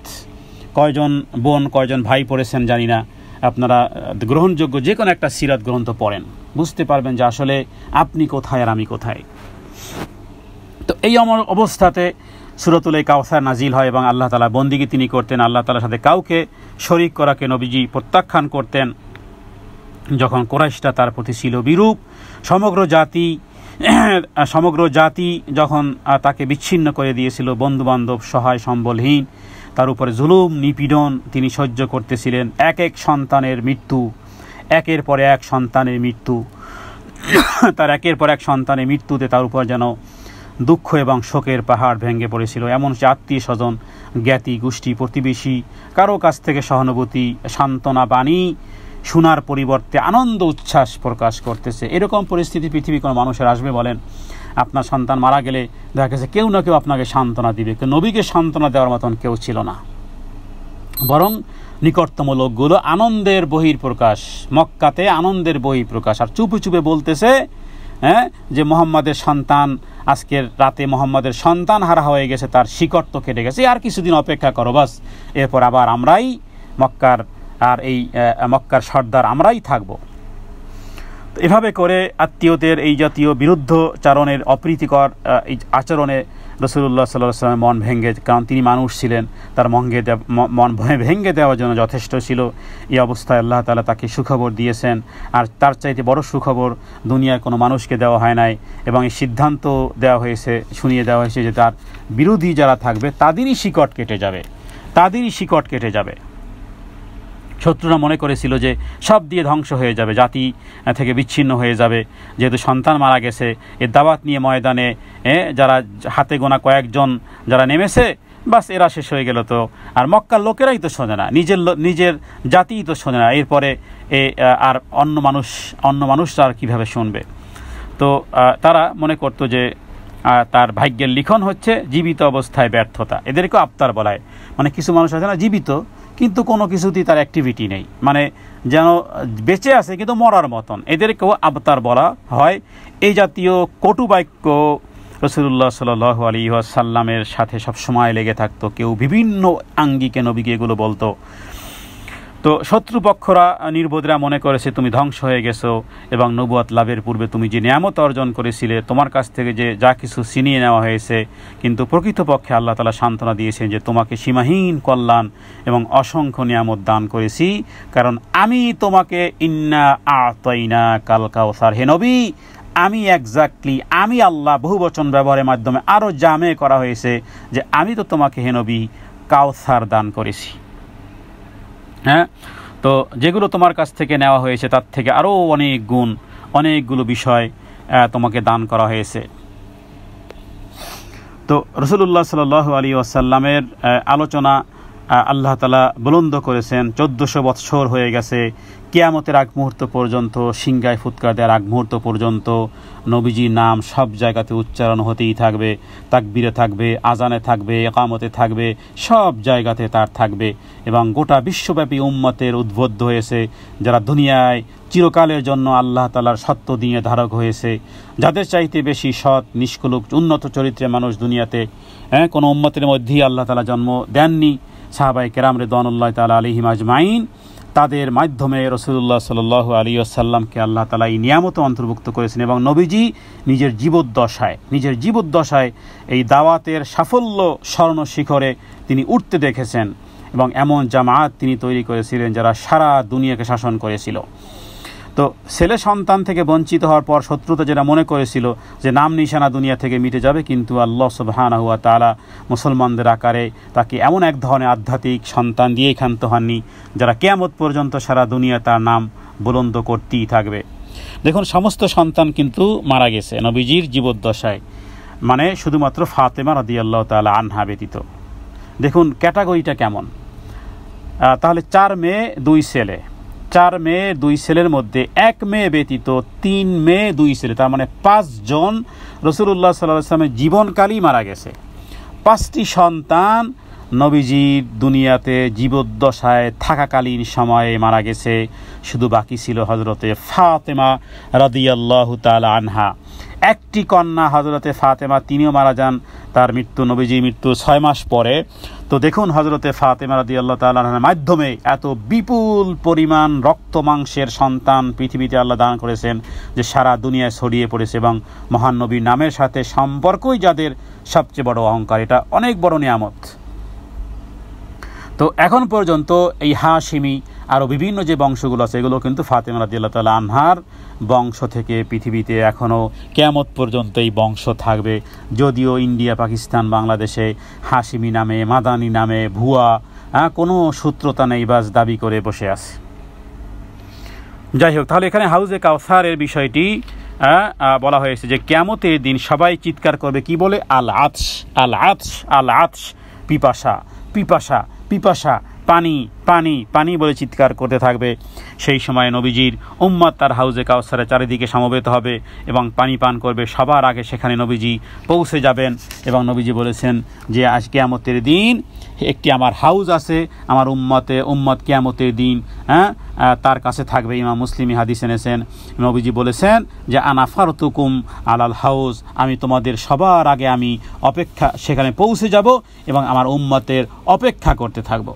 আব্দুল্লাহ ইবনে মাসউদ আব্দুল্লাহ ইবনে আব্বাস থেকে রিওয়ায়াত আছে যে ইন্নী ফুরুতুল্লাকুম ওয়া আনা শাহিদুন আলাইকুম ওয়া ইন্নী আল্লাহি লা আনজুরু ইলা হাউজিল আলান, আমি তোমাদের আগে পৌঁছে যাব, তোমাদের জন্য সাক্ষ্য দেব, আল্লাহর কসম আমি এই মুহূর্তে যেন হাউজে কাউসার দেখতে পাচ্ছি। এটি ইমাম বুখারী একটি রিওয়ায়াত এনেছেন। অনুরূপভাবে আরেকটি রিওয়ায়াত আছে যে আন্নাকুম সাতুলকাউনা বাদিয়া সারাতান ফাসবিরু হাত্তা তালকুনি আলাল হাউজ, আমার উম্মত, হে আমার উম্মত, দুনিয়ায় স্বার্থবাদিতা, দুনিয়ায় ঝগড়া বিবাদ, দুনিয়ায় স্বজন প্রীতি পাল্লায় পড়বে না, বরং দুনিয়ার সবর অবলম্বন করবে। এখানে স্বজন প্রীতির কথা উল্লেখ করেছে, কারণ স্বজন প্রীতি এমন একটা জিনিস যে নিজের স্বজন প্রীতি নিজের জন্য যেমন 16 আনা, কখনো কখনো স্বজনের কারণে 16 আনা বুঝি, কিন্তু যিনি স্বজন নয় মানে যিনি আত্মীয় নয় তার জন্য আমরা 1 আনাও বুঝি না। তো এটা একটা বহুত বড় একটা খারাপ চরিত্র। নবীজি এই কথাটা উল্লেখ করেছেন যে স্বজন প্রীতির পাল্লায় পড়বে না আর স্বার্থবাদিতার পাল্লায় পড়বে না, সবর করবে আর আমার হাউজে আমার সাথে মিলিত হওয়ার জন্য হাউজে কাউসারে এসে আমার সাথে মিলিত হবে সেই পর্যন্ত অপেক্ষা করো। এটা ইমাম বুখারী কিতাবুল মানাকিবিল আনসার আল কিতাবুল মাগাজির মধ্যে এই বর্ণনাটি এনেছেন। তাহলে এখানে কত বড় ইনফরমেশন দেখুন এই আয়াতের সাথে সম্পৃক্ত। এখানে নবীজি কি বলেছেন? স্বার্থবাদিতায় স্বজন প্রীতির পাল্লায় না পড়ে সবর করো, অপেক্ষা করো, হাউজে কাউসারের সাথে তুমি আমার সাথে মিলিত হবে এবং কিয়ামতের দিন হাউজে কাউসারের পাশেই আমি থাকব। তো হাউজে কাউসার সম্পর্কে রাসূলুল্লাহ সাল্লাল্লাহু আলাইহি ওয়াসাল্লাম থেকে একবার নয়, দুইবার নয়, কোন কোন সাহাবী বলেছেন 3বার 4বার নয়, আমরা বহুবার নবীজিকে এই কথা বলতে শুনেছি। এবং আব্দুল্লাহ ইবনে আমর থেকে তিনি বলেছেন যে আমি নবীজির কাছে শুনে রেখেছি যে আলা ইন্না মাওয়াইদুকুম হাউজ, জেনে রাখো আমার আর তোমাদের সাথে সাক্ষাতের স্থান হচ্ছে হাউজ। তাহলে আমরা বলবো যে আমরা নবীজির সাথে সাক্ষাৎ করব, সাক্ষাৎ করার মানে মৃত্যুর পরে পরকালে ওঠার পরে নবীকে আমরা যেথায় গিয়ে পাবো, যে নবী কোথায় পাবো যদি প্রশ্ন করা হয় যে আমাদের মৃত্যুর পরে আমরা আমাদের নবীকে কোথায় দেখতে পাবো, তার উত্তর হলো এই হাদিস থেকে যে নিশ্চয়ই ইনশাআল্লাহ আমরা আমাদের নবীজির সাথে সাক্ষাৎ হবে হাউজে কাউসারের কাছে। কিন্তু হাউজে কাউসারের কাছে পৌঁছার জন্য দিনী ভাই আর দিনী বোনেরা, কাবা ঘরের কসম করে বলতেছি, বুখারীর ওই হাদিসটি আবার আমি স্মরণ করিয়ে দেই, বেদাতকারীরা নবীজির সাক্ষাৎ পাবে না, দূর থেকে দেখবে ওই যে নবীজি। আর আমরা যদি বেদাত থেকে মুক্ত থাকতে পারি, শিরিক মুক্ত থাকতে পারি, বেদাত মুক্ত থাকতে পারি, সহি সুন্নাহ যুক্ত থাকতে পারি, নবীজির হাতে হাউজে কাউসারের পানি পান করতে পারবো। আল্লাহ তাআলার কাছে দোয়া করুন, রবের কাছে দোয়া করুন, হে আল্লাহ হাউজে কাউসারের পানি, এখন থেকে সালাতের মধ্যে প্রয়োজনে দোয়া করবেন, সবসময় দোয়া করবেন। জানলে একটা জিনিস ব্যবসা জানলে না মানতে পারে, ব্যবসার বেনিফিট যেখানে বেশি মানুষ সেখানে হুমড়ি খেয়ে পড়ে। তা আমরা জানি না যে রাসূলুল্লাহ সাল্লাল্লাহু আলাইহি ওয়াসাল্লাম কিন্তু মক্কায় যখন তার মেরাজ হয়েছে তিনি কিন্তু আল্লাহ তাআলার কাছে সবসময় হাউজে কাউসারের জন্য দোয়া করতেন। মদিনাতে প্রপারলির ব্যাখ্যা দিয়েছেন। অতএব আমাদের উচিত সে হাউজে কাউসারের জন্য দোয়া করা, হাউজে কাউসারের পানি পানের জন্য দোয়া করা। এবং মনে রাখবেন যখনই পানি পানের মাথায় চিন্তা আসবে যেখানে সবাই আল আতশ করবে, সেখানে পানি অবশ্যই লাগবে, কারণ ওই পানি ছাড়া পিপাসা মিটবে নয়াকারে না। আর ওই পানি যে না পান করতে পারবে তার কোনো দিন পিপাসা মিটবে না। যে একবার ওই পানি পান করতে পারে বা শেষ পিপাসা তার শেষ। তাহলে নবীজি কি বলেছেন? আলা ইন্না মাওয়াইদুকুম হাউজ, দেখো তোমাদের সাথে আমার যে ওয়াদা। আলা মানে কি? আলা মানে অ্যাটেনশন, প্লিজ। আলা মানে অ্যাটেনশন, আলা মানে তাম্বি, খবরদার। আলা সতর্ক হও, আলা সাবধান হও, এই সবগুলো অর্থ আলার মধ্যে আছে। তাহলে সাবধান হও হে আমার উম্মত, নিশ্চয়ই তোমাদের সাথে আমার একটা চুক্তি আছে। যেন নবীজি আমাকে বলতেছেন যে তোমাদের সাথে আমার যেটা চুক্তি, তোমরা যদি আমার মত আর পথ অনুসরণ করো তাহলে তোমার সাথে আমার সাক্ষাৎ হওয়া প্রয়োজন। সেই সাক্ষাতের স্থানটা হবে কোথায়? কোন ছাউনিতে? হাউজে কাউসার। আলা ইন্না মাওয়াইদাকুম হাউজি, তোমাদের সাথে সাক্ষাতের স্থান হচ্ছে আমার হাউস। আমার হাউস মানে আমার সেই এই যেটা আল্লাহ তাআলা আমাকে দান করেছেন। আচ্ছা, সেই হাউজের আয়তন কত এই বিষয়ে কিছু বিষয়ে পাওয়া যায় যে এটা আয়লা হলো ইসরায়েলের বর্তমান একটা বন্দর আছে আইলাত নামে। অনলাইনে গুগলে সার্চ দিলে গুগল ম্যাপে দেখবেন আইলাত।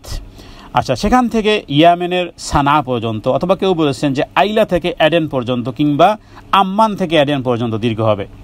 আর এটি চওড়া হবে আইলা থেকে হুজকা মানে জেদ্দা এবং রাবেগের মাঝখানে একটা স্থান। তো এটা সমপরিমাণ বলা হয়েছে। এই বিষয়ে মুসনাদে আহমদে হাদিস আছে এবং বেশ কিছু সাহাবায় থেকে বিষয়ে হাদিস পাওয়া যায়। তো অনুমান করা হয়, মোটামুটি আল্লাহ ভালো জানেন, অনুমান করা যায় যে বর্তমানে যে লোহিত সাগর আছে, লোহিত সাগর এই পরিমাণ বা কিয়ামতে দিন আল্লাহ ভালো জানেন যে হাউজে কাউসারে পরিবর্তন করে দিবেন, অথবা আল্লাহ তাআলাই সেটাই তিনি ভালো জানেন। তো মোটামুটি এটা একটা ধারণা। আর হাউজে কাউসার সম্পর্কে রাসূলুল্লাহ সাল্লাল্লাহু আলাইহি ওয়াসাল্লাম বলেছেন, সেখানে 3 ধরনের বর্ণনা পাওয়া যায় হাদিস থেকে। মোটামুটি এক হলো যে সেটা হলো এমন একটি প্রস্রবণ যার সূত্র এসেছে জান্নাত থেকে পানি আসতেছে। ইমাম মুসলিম যে হাদিসটি এনেছেন। তাহলে এই প্রস্রবণ বা ঝর্ণাধারা থেকে একটি নহর এই হাউজের দিকে খুলে দেওয়া হবে এবং তার সাহায্যে এই পানি আসতে থাকবে। দ্বিতীয় হলো হাউজে কাউসার সম্পর্কে রাসূলুল্লাহ সাল্লাল্লাহু আলাইহি ওয়াসাল্লাম, যেহেতু একাধিক হাদিস আছে, কয়েকশো হাদিস, আমরা মোটামুটি মিনিমাইজ করে 8-10টা হাদিস না বললে যেন আলোচনা আনকমপ্লিট থেকে যাবে। তো এই কারণে হাউজে কাউসারের বিষয়ে রাসূলুল্লাহ সাল্লাল্লাহু আলাইহি ওয়াসাল্লাম বলেছেন যে পানি হবে দুধের চাইতে সাদা। আবার কোনো রিওয়ায়েতে আছে যে রূপোর চাইতেও কোনো জায়গায় যে সাদা বরফের মতন ঠান্ডা, ঠান্ডা বরফের মতন, মধুর চাইতে বেশি মিষ্টি হবে। আর তার তলদেশে তার মানে সেই হাউজে কাউসারের যে তলদেশে মিশকের চাইতেও বেশি সুগন্ধিযুক্ত, এবং আকাশে যত তারা আছে ততটি পানপাত্র থাকবে, এবং যে ব্যক্তি একবার পান করবে তার দ্বিতীয়বার জান্নাতে ইন্টার হওয়া থেকে শুরু করে মানে আর জীবনে তার আর পিপাসা লাগবে না। তাহলে দেখুন কি পরিমাণ জরুরি ওই পানি আপনার আমার জন্য। পিপাসা, এখন আমরা রমজান মাসে আছি, আমরা জানি যে কি পরিমাণ আমাদের পিপাসা লাগে। যাদের ডায়াবেটিস, সুগার, তারা জানে যে আসলে পিপাসা, তাদের কণ্ঠনালী শুকিয়ে আসে। তো পিপাসা এমন এক জিনিস যে আপনার সবার আগে পিপাসা মেটানো। তো পানির অপর নাম জীবন বলা হয়। আল্লাহ তাআলা সমস্ত কিছু পানি থেকে সৃষ্টি করেছেন। তো এখন এই পিপাসা মিটাতে হলে এই হাউজে কাউসারের পানি পান করার জন্য বেদাত থেকে মুক্ত থাকলে আশা করা যায় রাসূলুল্লাহ সাল্লাল্লাহু আলাইহি ওয়াসাল্লামের সাথে সাক্ষাৎ হবে, আর আমরা সেই পানিও পান করতে পারব। এবং সেই পানি আকাশে যত তারা আছে সেই পরিমাণ থাকবে। এবং ইমাম মুসলিম, ইমাম বুখারী এ বিষয়ে একাধিক হাদিস এনেছেন। দ্বিতীয় হলো রাসূলুল্লাহ সাল্লাল্লাহু আলাইহি ওয়াসাল্লাম তার সময় লোকদেরকে সতর্ক করে দিয়ে বলেছেন যে আমার পরে তোমাদের মধ্যে যারাই আমার তরিকা বা পদ্ধতি পরিবর্তন করবে তাদেরকে কিন্তু এই হাউজে কাউসার থেকে হটিয়ে দেওয়া হবে, পানির কাছ থেকে আসতে দেওয়া হবে না। আমি যদিও বলবো যে এরা আমার লোক, কিন্তু আমার কথা শোনা হবে না, আমাকে জবাবে বলা হবে যে আপনি জানেন না আপনার পরে এরা কী করেছে, সুতরাং তখন কিন্তু তাড়িয়ে দেওয়া হবে।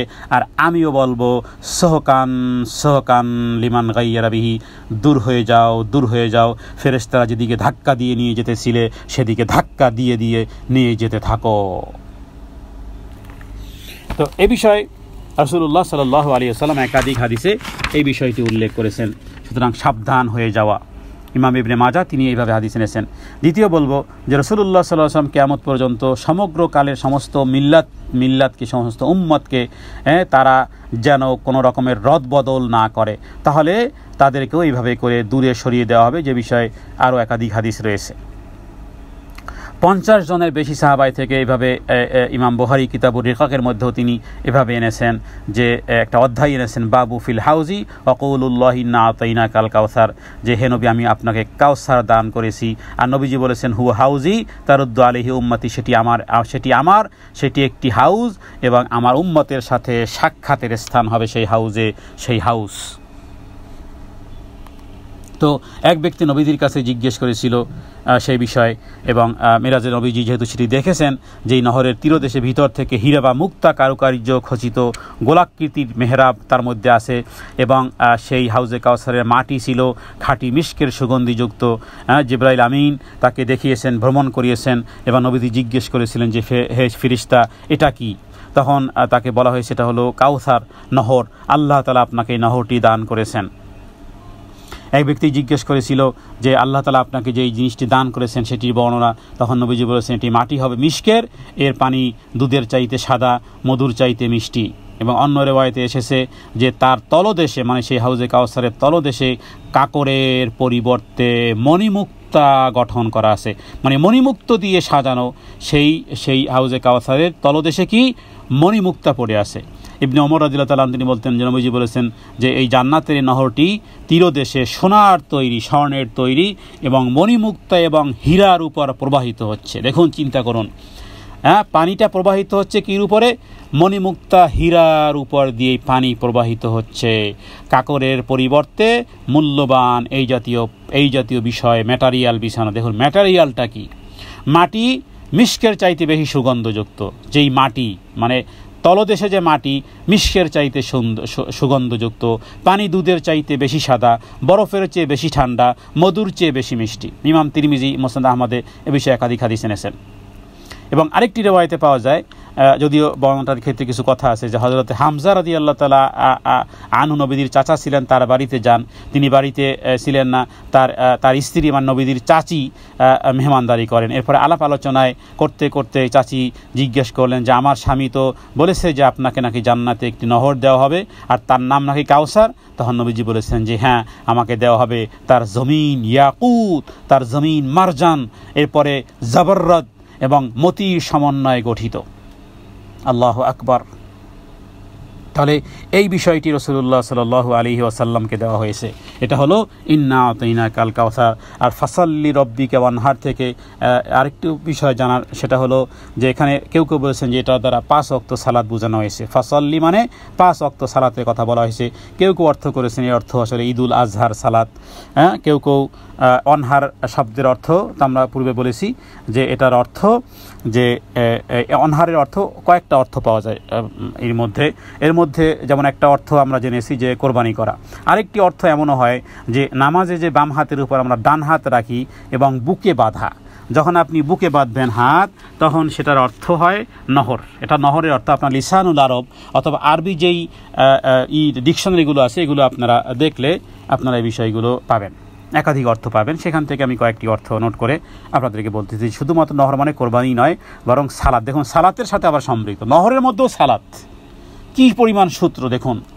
ফাসাল্লি কথা তো গেল গা, অনহারের মধ্যেও আবার এসে গেছে সালাত। তার মানে সালাতে বাম হাতের উপরে ডান হাত রেখে বুকের উপর রাখাকেও কেউ কেউ বলেছেন যে এটার অর্থ নহর হয়। আবার কেউ কেউ বলেছেন যে নামাজ শুরু করার সময় 2 হাত যে উপরে উঠায়, যেটাকে তাকবীরে তাহরিমা বলা হয়, সালাত শুরু করার পূর্বে, এটার অর্থ নহর। কেউ কেউ বলেছেন রফউল ইয়াদাইনকে করারও নহর। আমি এটি নিজস্ব কোনো বানিয়ে বলতেছি না কথা। তো এক্ষেত্রে রফউল ইয়াদাইনকে কেউ কেউ বলেছেন। কেউ অর্থ করেছেন ঈদুল আজহার সালাত, এরপর ঈদুল আজহার সালাত পড়ো, তারপরে কোরবানি করো। আগে কোরবানি করলে কোরবানি বরবাদ হয়ে যাবে। তো এখানে রাসূলুল্লাহ সাল্লাল্লাহু আলাইহি ওয়াসাল্লামকে বলা হয়েছে যে আপনি নামাজ আদায় করুন, তারপরে কোরবানি দেন। মক্কার মুশরিকরা এবং আরবের এই মুশরিকরা তারা কী করতো? তারা কিন্তু কোরবানি করতো। আপনারা এখনও দেখবেন হিন্দুদের মধ্যে বলি, পাঠা বলি, কি বলে এই পাঠা বলি। হ্যাঁ, পাঠা মানে পাঠা, বলি মানে জবেহ করা। ওরা আমরা যেমন জবেহ ওরা বলে বলি দেওয়া। অথবা আরও সমস্ত ধর্মের মধ্যেই আছে, সমস্ত ধর্মের মধ্যে এই যে জবেহ বিষয়গুলো আছে। এই জন্য ইসলামে মুসলমানদেরকে বলা হয়েছে তোমরাও জবেহ করবে, তবে তোমাদের মুশরিকদের বিপরীত, তাদের কর্মনীতির বিপরীত। তোমাদের হবে আগে সালাত আল্লাহর জন্য, তারপরে তোমাদের হবে কোরবানি।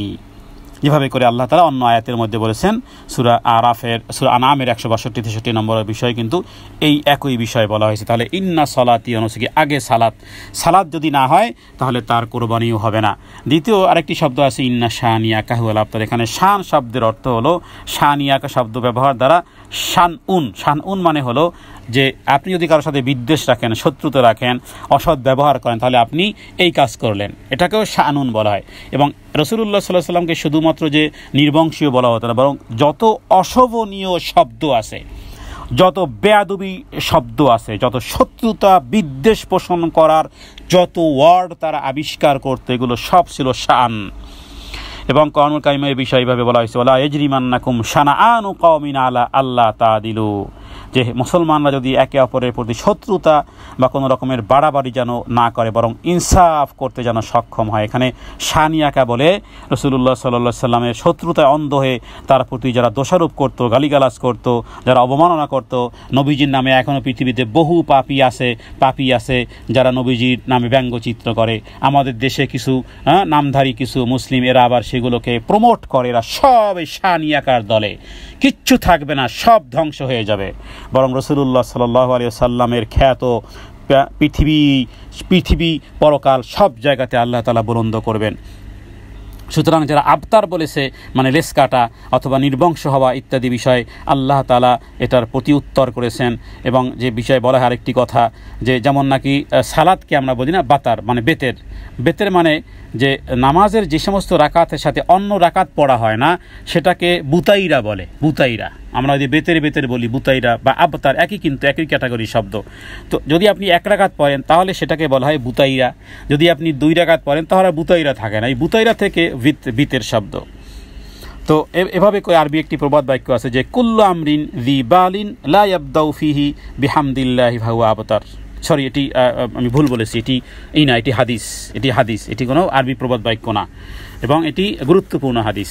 হাদিসটার অর্থ কি, যে যেই কোনো গুরুত্বপূর্ণ কাজ আল্লাহ তাআলার প্রশংসাবাণী উচ্চারণ যদি শুরু না করা হয় তাহলে সেটা হয় আবতার। এতক্ষণ আপনাদেরকে বুঝিয়েছি, এখন আর আপনারা বুঝাবো না। তার মানে এখানে বলা হয়েছে কুল্লু আমরিন যী বালিন, প্রত্যেক গুরুত্বপূর্ণ জিনিস যদি লা ইয়াবদাউ, যদি শুরু করা না হয়, বিহামদিল্লাহ, আল্লাহ তাআলার প্রশংসা যদি সেখানে না থাকে, ফাহুয়া আবতার।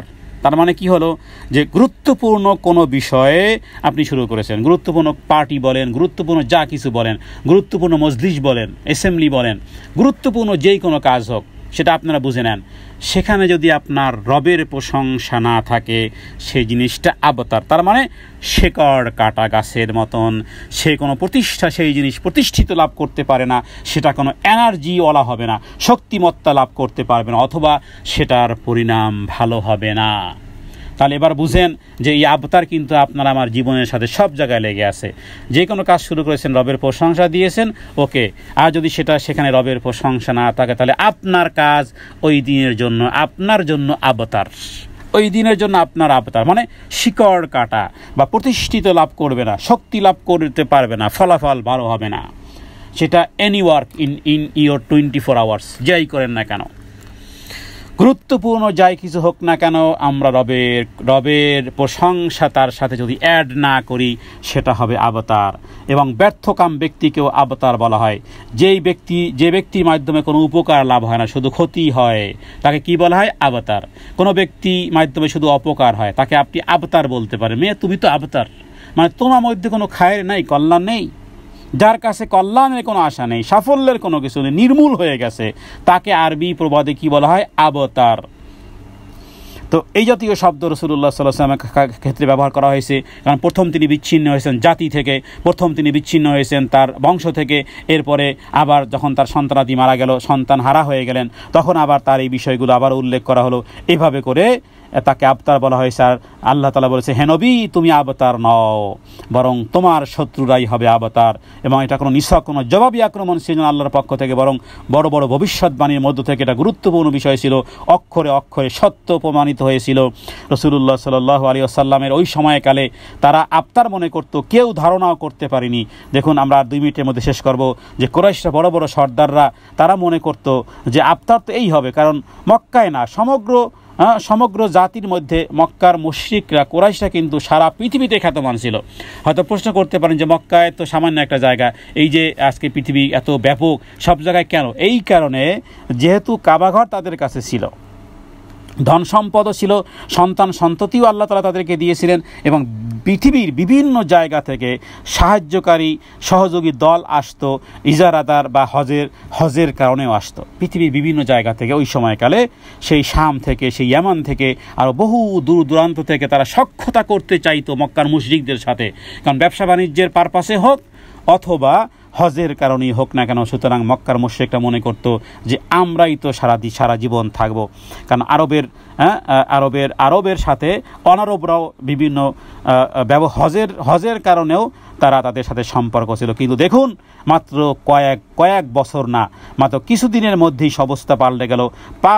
হিজরি 5 সনে আহজাব যুদ্ধের সময় কুরাইশরা বহু আরব ইহুদি গোত্রসহ মদিনায় আক্রমণ করল। আপনারা জানেন আহজাবের যুদ্ধের বিষয়ে জানেন যে 10 লক্ষ আক্রমণ করেছিল 5 হিজরিতে। যে মদিনার চতুর্দিকে যে কূপ খনন করা হয়েছিল, যেটাকে বলা হয় আহজাবের যুদ্ধ, তো এটা হিজরি 5 সনে অনুষ্ঠিত হয়েছিল। অবরুদ্ধ করেছিল, চারদিকে পরিখা খনন করে প্রতিরক্ষার লড়াইয়ে লিপ্ত হয়েছিল মুসলমানেরা। এরপরে মাত্র 3 বৎসর পরেই 3 বৎসর পরে 8 হিজরিতে রাসূলুল্লাহ সাল্লাল্লাহু আলাইহি ওয়াসাল্লাম মক্কা বিজয় করলেন। দেখুন, মাত্র 3 বৎসরে পৃথিবীর দৃশ্যপট পাল্টে গেছে।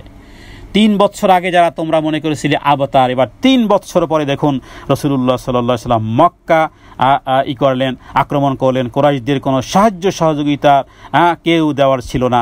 নিতান্ত অসহায়ের মতন, এতিমের মতন অস্ত্র সংবরণ করতে হয়েছিল। এরপরে বছরের মধ্যে সমগ্র আরব দেশ রাসূলুল্লাহ সাল্লাল্লাহু আলাইহি ওয়াসাল্লামের সাথে করতল কত হলো। বিভিন্ন এলাকা থেকে প্রতিনিধি দল, বাদশাদের পত্র এরপরে বিভিন্নভাবে এসেছিল। পৃথিবী থেকে একেবারে সামনাসামনি নাম নিশানা দুনিয়ার বুক থেকে ওদের মিশে গেল। তাদের সন্তানেরা পর্যন্ত আজ পর্যন্ত আপনি দেখবেন যে এখন পর্যন্ত বিভিন্নভাবে রাসূলুল্লাহ সাল্লাল্লাহু আলাইহি ওয়াসাল্লামের এই বংশের লোকদের এখনও পাওয়া যাবে। কিন্তু আবু জেহেল, আবু লাহাব, আস ইবনে ওয়াইল, উকবা ইবনে মুঈন, এই যে আবি মুঈন, এদের সন্তানদের কেউ আর খোঁজখবর জানে না, জানলেও কেউ আর সন্তান বলে পরিচয় দেয় না। বিপরীত দিকে দেখুন রাসূলুল্লাহ সাল্লাল্লাহু আলাইহি ওয়াসাল্লামের উপরে সারা পৃথিবীর মানুষ দুরূদ পড়তেছে। কোটি কোটি মুসলমান সম্পর্কিত হয়ে গর্ব করে, যারা মক্কা মদিনাতে গিয়ে দেখেছেন যে কত লক্ষ মানুষ সেখানে একই সাথে অন্তর্ভুক্ত হচ্ছে এবং তাদের সাথে সম্পর্কিত হওয়াকে গৌরবজনক মনে করতেছে। কেউ সাইয়েদ, কেউ উলুবি, কেউ আব্বাসি, কেউ হাশিমি, কেউ সিদ্দিকি, কেউ ফারুকি, ওসমানী, বিভিন্নভাবে রাসূলুল্লাহ সাল্লাল্লাহু আলাইহি ওয়াসাল্লাম আনসারি, এভাবে করে ইতিহাসে এভাবে করে থেকেই গেল। আর আফতার হলো কারা? যারা রাসূলুল্লাহ সাল্লাল্লাহু আলাইহি ওয়াসাল্লামের সাথে বিরোধিতা করেছিল। আমরা রবের কাছে এই সূরা থেকে যে শিক্ষাটি, সেটি হলো যে আমরা এখন থেকে হাউজে কাউসারের জন্য, কাউসারের পানি রাসূলুল্লাহ সাল্লাল্লাহু আলাইহি ওয়াসাল্লামের সাথে পান করার জন্য আল্লাহ তাআলার কাছে দোয়া করব এবং এমন কোনো কাজ করব না যাতে করে হাউজে কাউসারের পানি থেকে বঞ্চিত হই। রবের কাছে এই প্রার্থনা করতেছি। হাযা মিন্নি ওয়াল ইলমু ইনদাল্লাহ, আল্লাহু আ'লামু বিস-সাওয়াব, ওয়া সাল্লাল্লাহু আলা সাইয়্যিদিনা মুহাম্মাদিন নবিয়্যিল উম্মি ওয়া আলিহি ওয়া সাল্লাম। আসসালামু আলাইকুম ওয়া রাহমাতুল্লাহি ওয়া বারাকাতুহু।